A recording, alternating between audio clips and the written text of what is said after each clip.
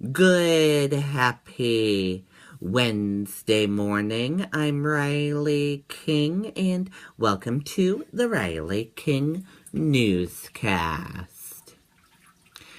Manchester officials working on long-term plan to address PFOA contamination.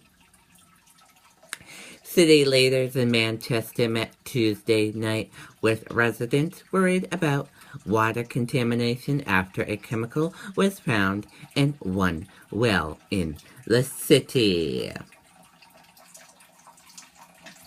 Task force to pursue opiate overdose case in New Hampshire.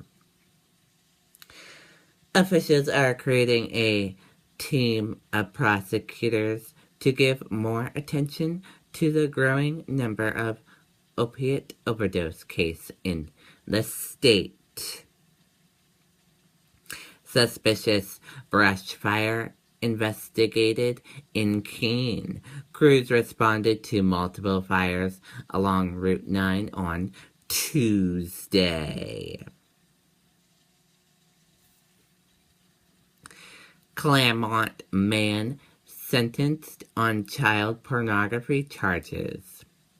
A Claremont man was sentenced to 18 months in federal prison after pleading guilty to one count of possession child pornography, according to U.S. Attorney Emily Gray Rice. San Bernardino man pleads guilty to heroin fentanyl charges. Officials said Michael Smith, 35, pleaded guilty to federal indictment charging him with 8 counts of distribution and 1 count of conspiracy to distribute heroin and fentanyl. First female commander of NORTHCOM approved by Senate committee.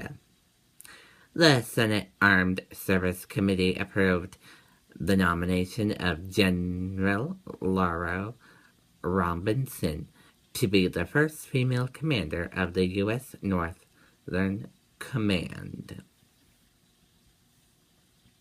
Rail expansion funding removed from transportation bill.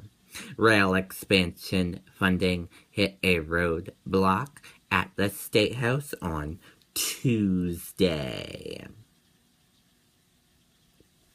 Homeless down in the Granite State. In January count shows roughly 1,300 individuals were homeless in New Hampshire, the lowest number in the past 5 years. Grifford's gun control group focuses on New Hampshire launching push to close terror gap. A new poll by a Democratic-leaning pollster released exclusively on Tuesday that 77% of Granite Staters support closing the so-called terror group that allows known and supported terrorists to buy firearms. Manchester Fire Chief Buckersh to retire. He has rescued a man from the Piscataqua River, pulled a woman out of a 4th story of a burning building, and even retrieved cats from trees. But Manchester Fire Chief James Buckersh is now retiring after 40 years on the job. A joins bipartisan group of senators to push a passage of campus safety bill.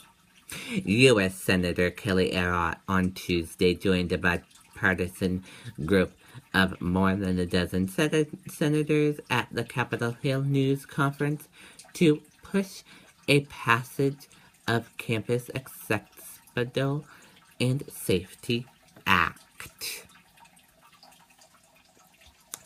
Woman flown to hospital after Laconia robbery. A medical helicopter was called to Laconia after a woman were robbed and attacked at gunpoint Monday evening, police said. Campus scribes for dumping contaminated soil and gravel pit. A permanent New Hampshire real estate development company is under scrutiny by the state over a dumping of contaminated soil.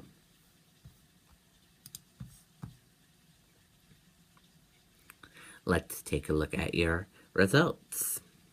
For Connecticut, on the Democratic side, Hillary Clinton has won, and on the Republican side, Donald Trump has won. For Delaware, on the Democratic side, Hillary Clinton has won, and on the Republican side, Donald Trump has won. For Maryland, on the Democratic side, Hillary Clinton has won, and on the Republican side, Donald Trump has won. For Pennsylvania, on the Democratic side, Hillary Clinton has won, and on the Republican side, Donald Trump has won. And for Rhode Island, Bernie Sanders has won, and on the Republican side, Donald Trump has won.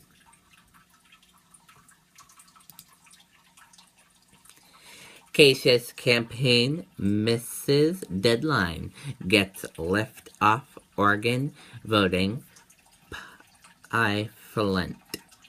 Oregon voting pie-flunt for the state's May 17 primary election only features 2 of 3 GOP presidential candidates, Donald Trump and Ted Cruz, after John Kasich campaign missed a key deadline to submit information to the state, an embarrassing error that could cost the Ohio governor.